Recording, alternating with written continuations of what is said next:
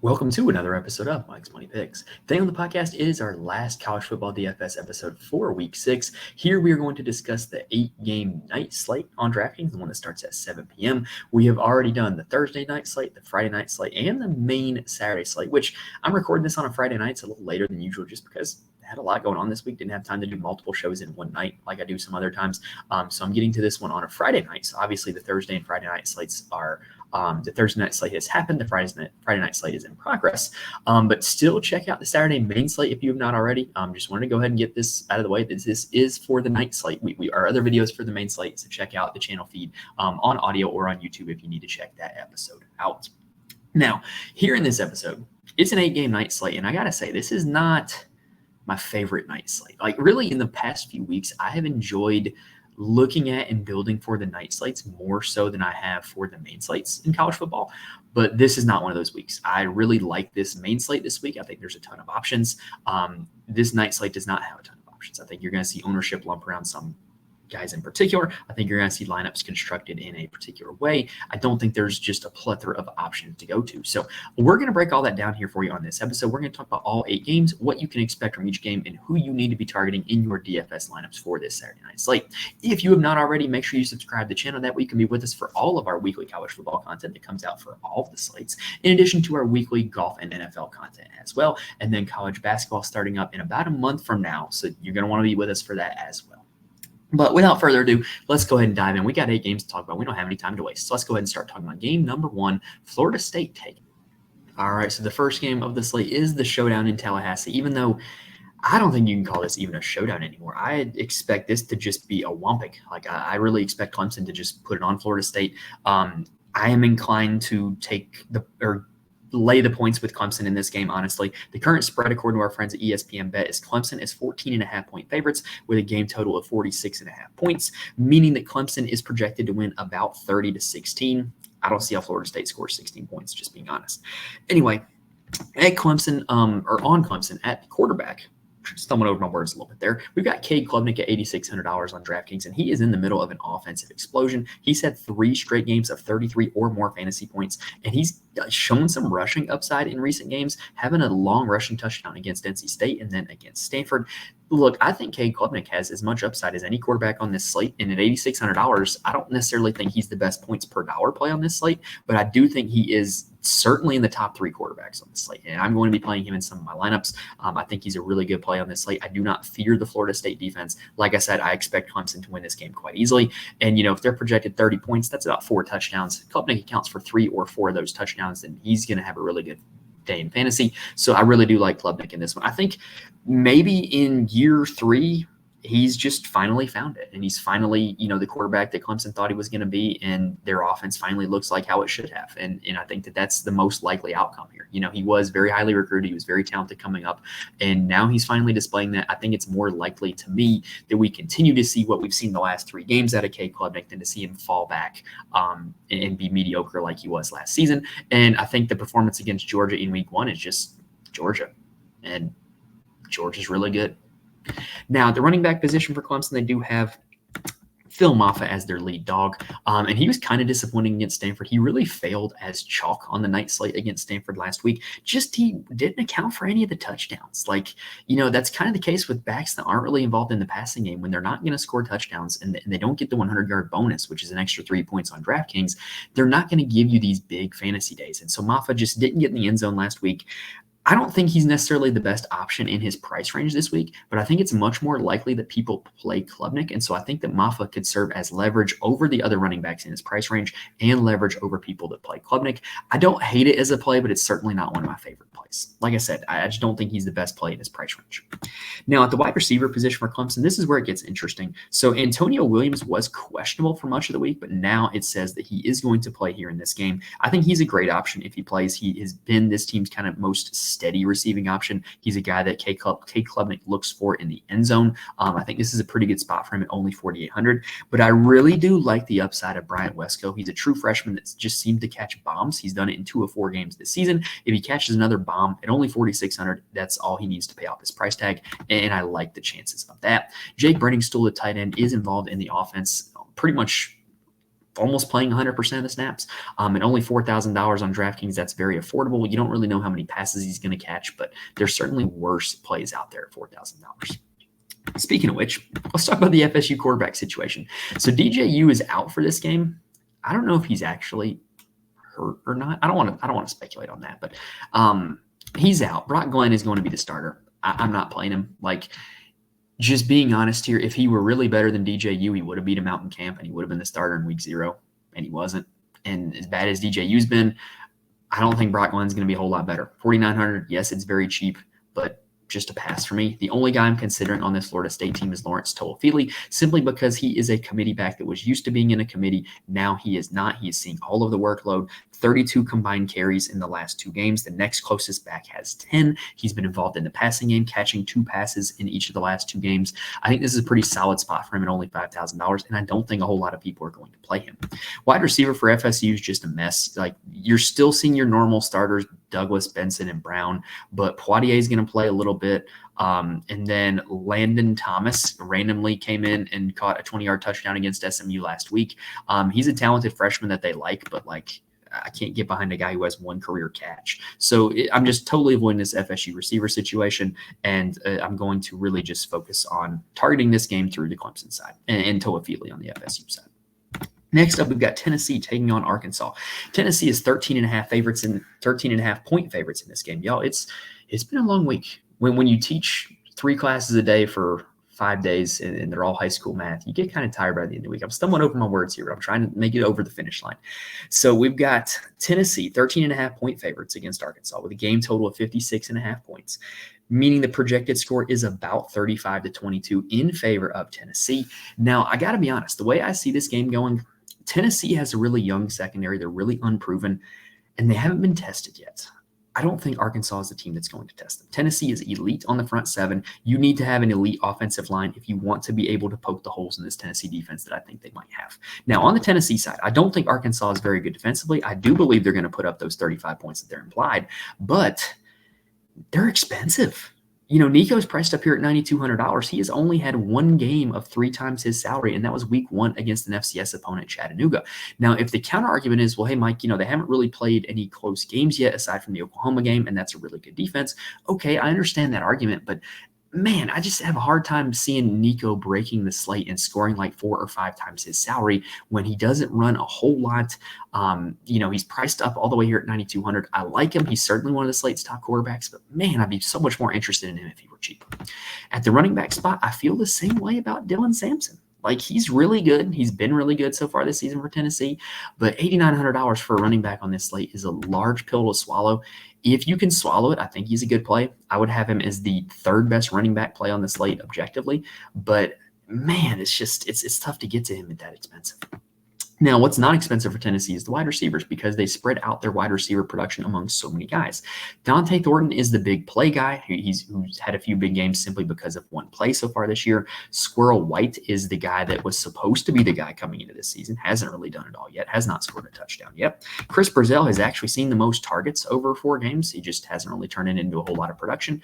But the guy that I'm the most interested in, the guy that's going to be the most popular is Brew McCoy. This is an every down starter for Tennessee against Oklahoma. Targeted 5 times, caught 4 of them from 92 yards, 13.2 fantasy points. At that salary, that is an elite return on value.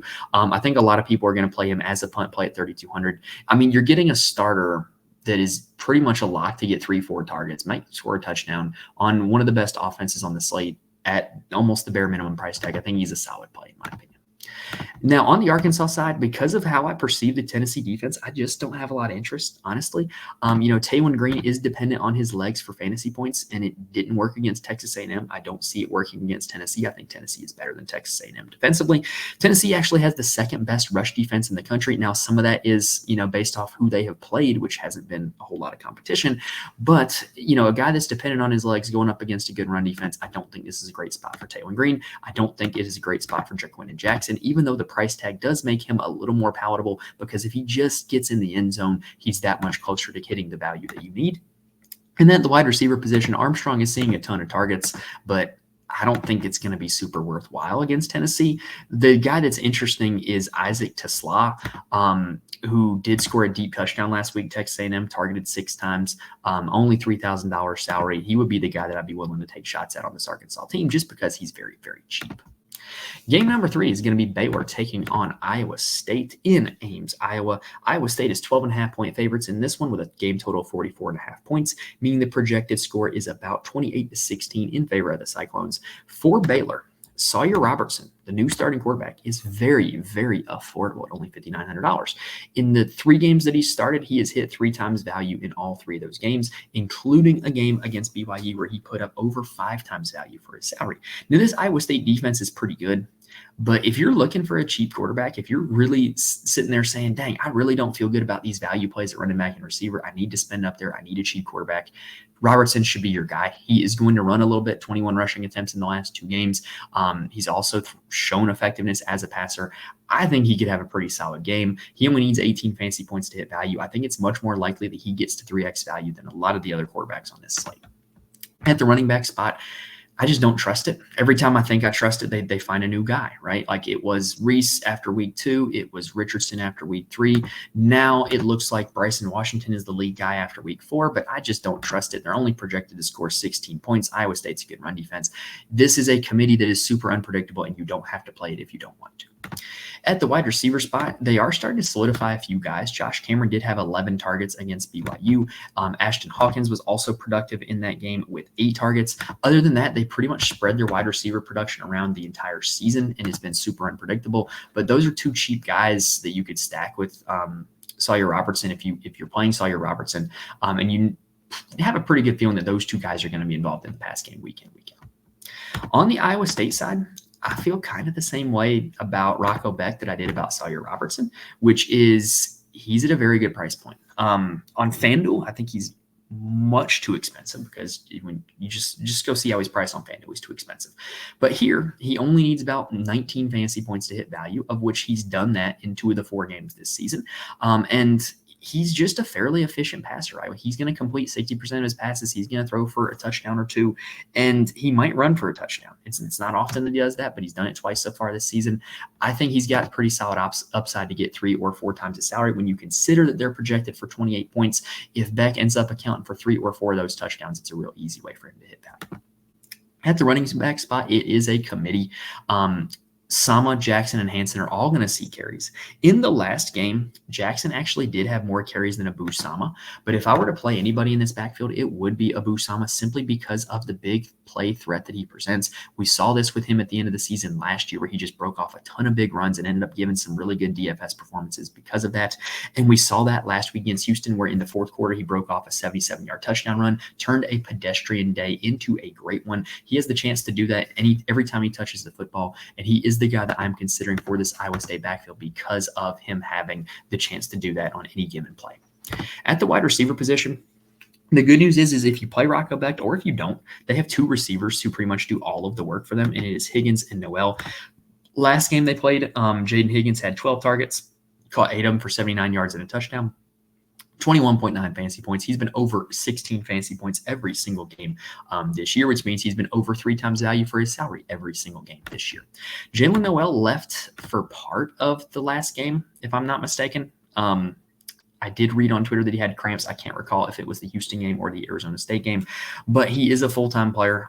So if you see like a lowered route share number, lower targets number in the last 2 games, just know he's healthy now. He's fine. It was cramps. But he is a guy that is going to draw a lot of work as well. He had 8 targets in the win against Houston. Long-term, I think Higgins is the more talented player, but Noel is just a target machine. He gets all the short intermediate targets. So both of those guys are playable in stacks with Noel or as one-off plays, in my opinion, just because you know that passing game is going to be so concentrated around those 2 guys. All right, let's take a quick breather, and then let's go ahead and talk about the rest of the games.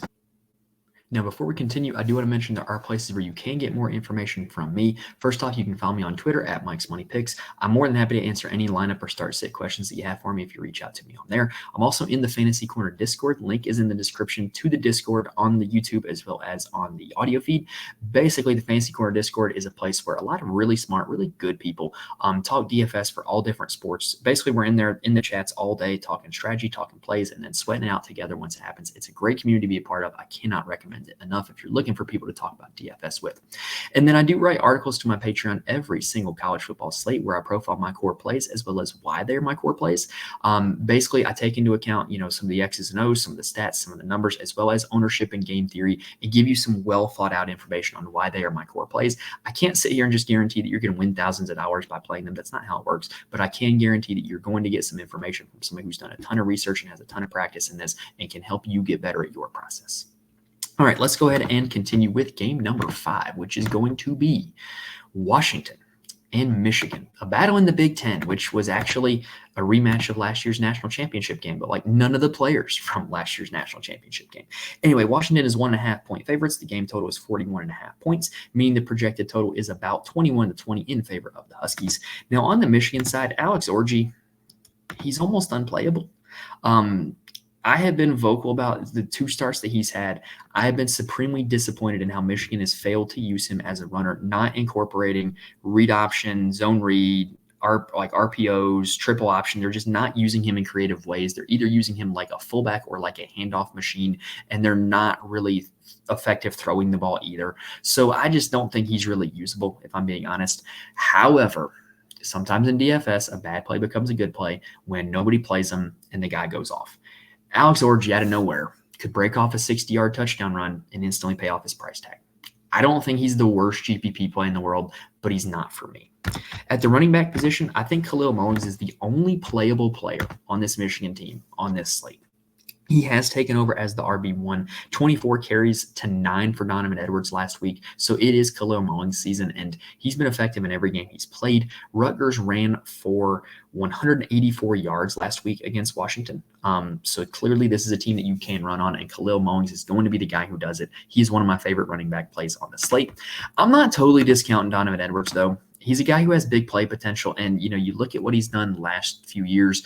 The Ohio State game a few years ago, the national championship game last year. He just has this potential to break off a few long touchdown runs at any given moment, and he's going to win somebody a GPP this year. So if you're playing enough lineups, I think getting like Donovan Edwards in 1 or 2 of your lineups isn't a terrible idea. At the wide receiver spot, I just don't think you can play anybody for Michigan. They don't have a whole lot of passing volume. They don't have a whole lot of passing success. They've passed for 120 yards in the last 2 games, so that's a pass for me. And honestly, I'm kind of passing on most of the Washington side as well. Will Rogers gives you 0 rushing upside. He is not going to be super effective passing against this Michigan defense. Will Rogers would need 21 fantasy points to hit 3 times value for his salary. The only quarterback who has hit 21 against Michigan this year has been Quinn Ewers. The others really haven't been all that close. So I'm not interested. I don't see a way in which he gives you good return on his salary. I feel the same way about Jonah Coleman going up against this Michigan rush defense. At the wide receiver spot, Denzel Boston will be the guy that I would play. He's now made it 3 straight games that he's led the team in targets. Last week against Rutgers, Boston had 11, Giles Jackson had 10, Jeremiah Hunter had 6. So if you're going to play any of them, and really Boston and Jackson are a pretty similar price tag, play the guy who's getting the most targets, which would be Denzel Boston. I think Jeremiah Hunter at $4,200 is a little bit intriguing because he is going to get targets. He does play a full-time role in this offense. There's much worse plays that you could have at $4,200 in my opinion. Next up, we've got another bi-coastal, well, not really bi-coastal, but like 2 different time zones battle in the Big Ten. We've got USC heading to Minnesota. USC is currently 8.5 point favorites with a game total of 49.5 points, meaning the projection is about 29-21 in favor of the Trojans. For USC, Miller Moss had his most productive week of the season last week against Wisconsin. I'm buying it. I think Miller Moss is going to be pretty good. He's going to put up good numbers in this offense as long as he remains the starter. $7,800 is not a bad price tag. I'm not sold on this Minnesota defense being all that good. Woody Marks is the running back for USC. He has been the workhorse, and he is a guy who gets usage in the passing game as well as the run game. Makes him a very palatable play. I don't think he is my favorite running back on the slate, but he's probably going to make my player pool. At the wide receiver spot, we've complained the last 2 seasons that USC has simply spread the ball around too much at receiver, spread the snaps around too much at receiver. And it has caused their wide receivers to be pretty much unplayable in DFS formats, right? Well, now they're finally starting to condense a little bit. Jacoby Lane is looking like the guy that you want. He had 13 targets last week against Wisconsin, caught 10 of them, 2 of which were touchdowns, got his 100-yard bonus, 35.5 fantasy points. And he's only 5,500 on this slate. I think he's a really, really solid option. If you don't like Lane, if you want to be like a pivot guy, Zachariah Branch would be the guy that I would pivot to. He's a big play waiting to happen at any given time. This team gets him the ball on design touches like jet sweeps, screens, and handoffs. So you know he's going to touch the football, and you know he can be explosive when he gets it. On the Minnesota side, I've complained about the price tag on Max Brosmer all season long, and they finally bumped him down to where he should be at $5,000. However, it's still not low enough to me. He only has one game this season where he's hit 3 times value for this price tag. This is an offense that is just not going to be like a super downfield aggressive passing offense. They're going to run in the red zone. He has no rushing upside. Even at $5,000, I'm not very interested in Brosmer. I would rather target this game through Minnesota's big 2 skill players, and the first of which is Darius Taylor, their running back. He is my favorite running back play on the slate, just being honest. He's been able to hit 21 fantasy points against Rhode Island, 42 against Nevada, 30 against Michigan. Look, when you can put up 30 fantasy points against Michigan, you can do some damage against USC as well. Khalil Mullings ran all over USC 2 weeks ago. So I really do like Darius Taylor, and I think the price point is very reasonable for where he's at. At the wide receiver spot, they only throw to one guy. So, why play Brosmer when you can just get all the passing stats by just playing Daniel Jackson? Last week, he had 8 targets, caught 7 of them. Against Iowa, he caught 9 passes for over 100 yards. If anybody in this Minnesota passing game is going to do anything, it's Daniel Jackson. I don't mind Jackson and Taylor as one-off plays, or if you want to make it like a game stack and put Miller Moss and Jacoby Lane, Jackson and Taylor on the Minnesota side, I don't mind that. I think Minnesota, even though they're not a good offense, they're very playable on this slate because so much of the work is going to go to Taylor and is going to go to Daniel Jackson. Next up, we have the game with the slate's highest total, which is UCF taking on Florida. The battle to be the second best team in the state of Florida. This game is, I think, very intriguing. UCF is currently 2.5-point favorites, game total of 61.5 points, meaning the projected total is about 32-29 in favor of UCF. Now, for UCF, they have one of the highest rush rates in the nation, the 5th highest rush rate in the nation to be exact, trailing only the service academies and UNLV. So they run the ball a lot, and a big beneficiary of that is KJ Jefferson. However, KJ Jefferson's best game so far this season, or best 2 games so far this season, have came when they have fallen behind. They fell behind big against TCU, came back to win 35-34. They fell behind big against Colorado, did not win that one. But in both those games, KJ Jefferson's put up over 27 fantasy points, which is the goal for his salary. So when they get behind, it increases his passing volume, increases his aggressiveness in the passing game. It also increases the likelihood that he can scramble, which has been his most effective way to score fantasy points on the ground. So I think the fact that this game has a pretty close spread, has a high total, should be good for KJ Jefferson. They should get pushed. This should not be a blowout win. I think he's certainly one of the top quarterback plays on the slate, and I think you can make a case for him that no matter how this game plays out, it should be good for KJ Jefferson fantasy-wise. At the running back spot, RJ Harvey is probably my second favorite running back play on the slate behind Darius Taylor. If him and Darius Taylor were the same price, I think that I would probably choose Harvey. But up there at $9,200, he's really hard to get to. What I like about Harvey, though, is that each of the last 2 weeks, the game flow has not impacted his ability to score fantasy points. We mentioned how they trailed big each of the last 2 weeks. Well, he's put up 44.9 and 25.9 in those 2 games. So the fact of the matter is, no matter what the game flow is, RJ Harvey can still put up a ton of fantasy points. He is still their guy in this backfield. Even at $9,200, I think he's in play, even though I do wish he was a little bit cheaper. At the wide receiver spot, we are getting a red shirt for Xavier Townsend. So he is gone from the team. He was this team's second wide receiver. Really, they were only throwing the ball to Hudson and Townsend. So I think you're going to see more targets go by way of Kobe Hudson, even though he is a little expensive for an offense that isn't going to pass the ball a whole lot. However, he does have big game potential every time he sets foot on the field. So if you're playing KJ Jefferson, I would certainly throw out a few Jefferson Hudson stacks.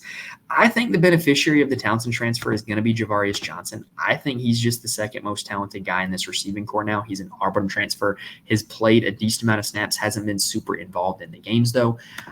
I would tend to think he would be the guy, but I don't know. I don't even know if I'm confident enough to play him is the problem. I think there's other plays down in the 3K range of wide receiver that are better than that one. Now, on the Florida side, quarterback, you can't really play either of them. We don't know who's going to start between Mertz and Lagway. We don't know if they're going to split snaps. We just don't know, so you can't play him, which kind of stinks. I think if Lagway were playing in this game, he would have a ton of upside.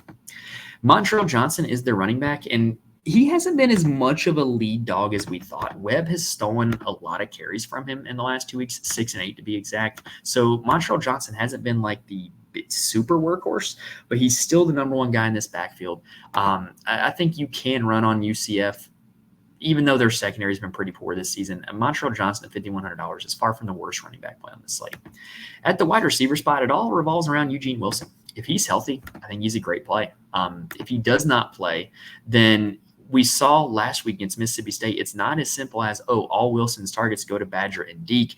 They were very spread out against Mississippi State in terms of how their targets broke down. So if Wilson is out, I don't think that necessarily makes Badger and Deke an auto play like we thought heading into the Mississippi State game. However, I do think it certainly boosts their status as value plays for their salaries. Next up, we have Kansas heading to Arizona State. This game is another interesting one. Arizona State is 2.5-point favorites, total of 50.5 points, meaning the projection is about 26-24 in favor of Arizona State. I am super surprised by this spread. Maybe my perception of Kansas, I'm overestimating them because of how good they were last year, and kind of the fact that their roster I think got better from last year, and they haven't had a good start of their season. So I don't know. I don't really know what to make of that spread. Anyway, Jalen Daniels is Kansas's quarterback. He's a dual threat, but they don't use him like one. He's not a great pocket passer, and they've tried to make him one. I don't understand what this offense is doing with his skill set. Once this offense finally figures out how to use him, he's going to have a huge day. And could this be the day? Yeah, it could.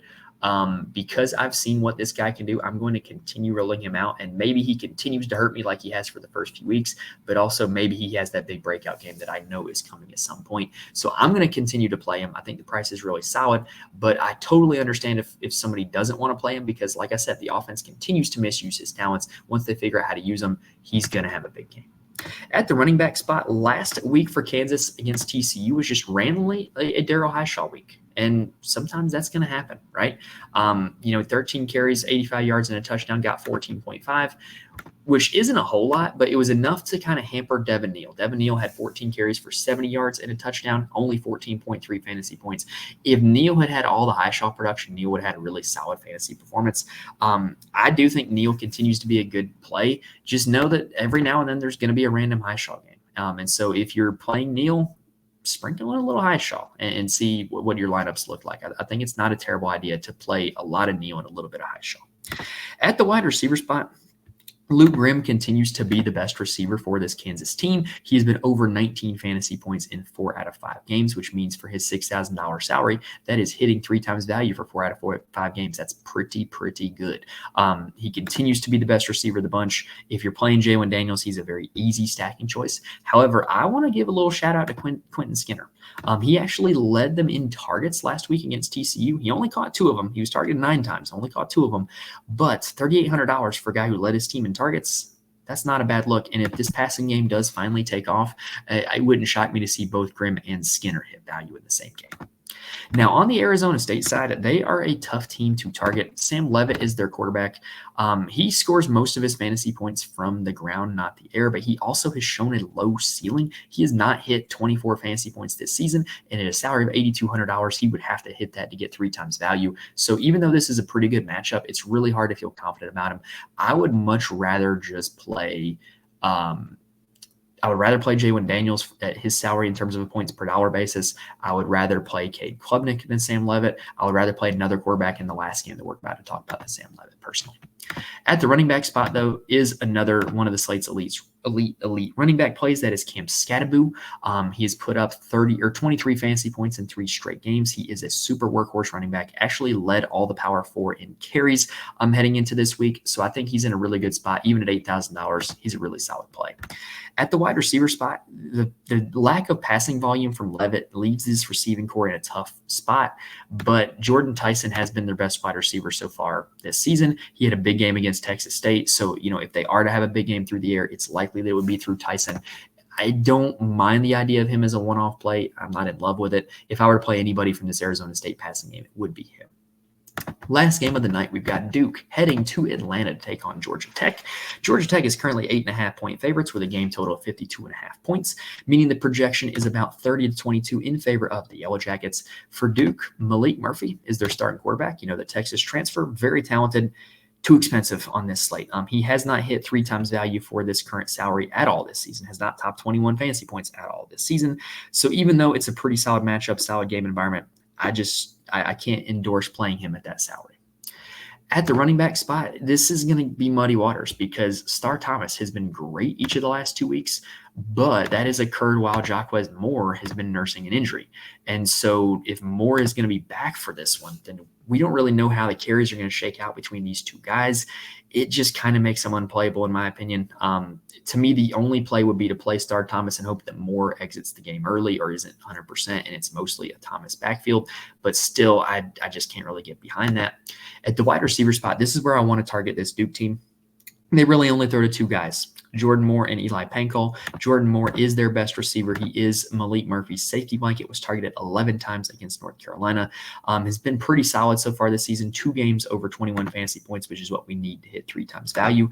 And then Eli Pankel, 3 big games to start the season, 21, 15, and 16. He is their second most targeted receiver. $4,300 is a very solid price tag for him in this game environment, in this offense. Last team of the night, Georgia Tech. Their quarterback is Haynes King, and I love playing Haynes King. You guys have heard me talk about Haynes King for the last year and a half now. He is a mobile quarterback who is very aggressive and kind of a gunslinger, which tends to put up big-time fantasy scores when it goes well and not great fantasy scores when it doesn't. Well, this year it's gone well more than it hasn't, and at a salary of $7,500, I think that he might be the best points per dollar play at the quarterback position on this slate. The salary is $7,500. We need him to put up 22 fantasy points to hit value. Well, he's done that in the last 4 games that he's played, even though the Georgia State one is not pictured here on the DraftKings game log. He's done that in his last 4 games. I think there's a high likelihood that he does it again in a game where his team is implied to score 30 points. At the running back spot, they really only use Jamal Haynes, but this is not a super run-heavy team. This is a really pass-heavy team, and they also use Haynes King as a runner. So even though he is the only running back in town, how many carries is he actually going to get? I don't know.